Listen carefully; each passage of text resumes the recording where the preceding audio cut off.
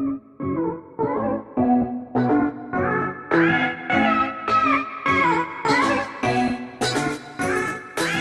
up everybody, how's it going today? I thought we would kick things off with a highlight reel. Yesterday I celebrated the 4th of July with some friends and it was a ton of fun. We all went to the parade in the morning, which was extremely hot. But then we went back to the house and hung out for a while, played some games. It was a lot of fun, and then finished off the night by watching these sweet fireworks.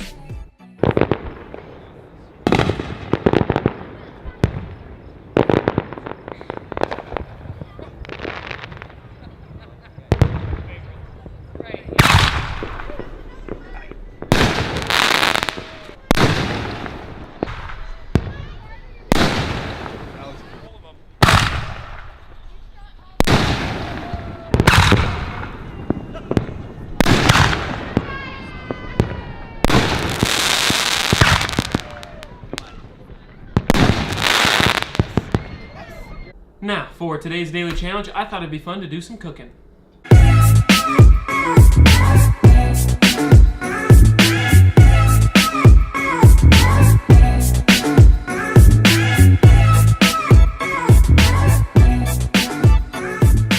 Hello and welcome to my kitchen. Today I am going to whip up some of the best chocolate chip cookies you have ever seen using one of my family's very secret recipes.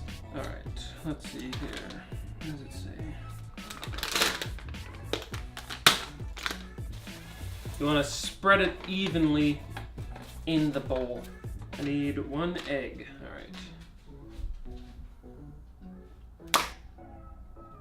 Alright, now let's see if I'm gonna try to break it open with one hand like all the pros do.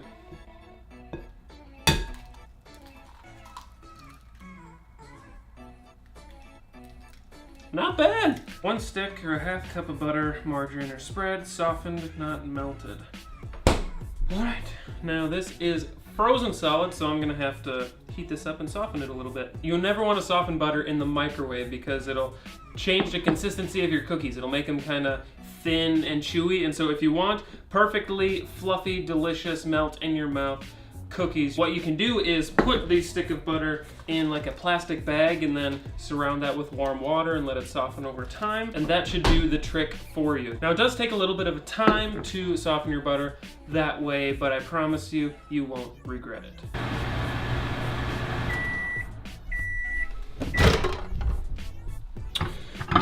Perfect.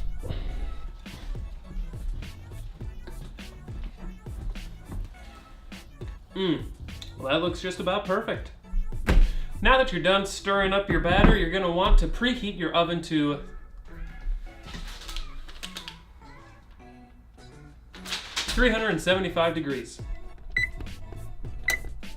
And while the oven's getting ready, we gotta get these cookies ready for baking. So get our pan here, and we got our Pam here. You're gonna wanna grease this puppy up. You can be extra liberal with the Pam. You don't want any cookies sticking to your pan.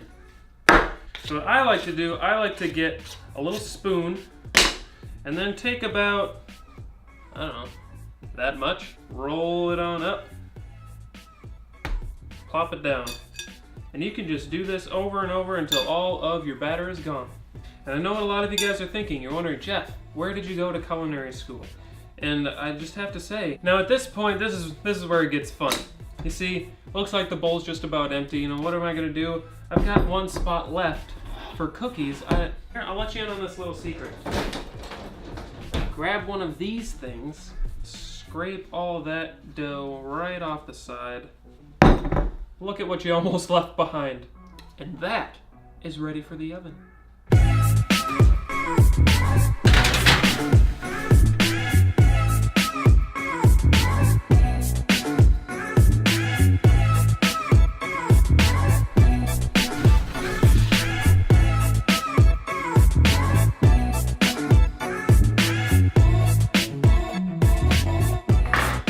Oh, these look so good.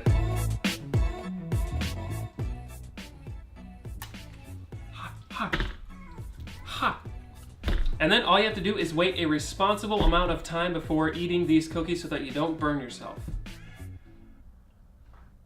So today's devotion talked about the difference between just listening to God's word and actually living out God's word. And I know for me, it is so easy to get stuck in these patterns or routines where I go to church, read my Bible, or pray, show up on Wednesday nights, go on the trips and the retreats. But then when I'm not at those places and I'm not doing those things, I find myself not living out the things that I've learned from God and His Word. And to be honest, I think that's nearly unavoidable in life. We all have seasons like that in life. So if that's you right now, beating yourself up about it, it's not going to do you any good. But thanks to passages like this and different devotions and studies and even the people around us, we can be reminded to live out God's word. We can be who God created us to be so that we can go out and impact the people around us. So my encouragement to you today is to go out and be joyful, be slow to anger and quick to forgive, be generous, and most importantly, love the people around you and love God.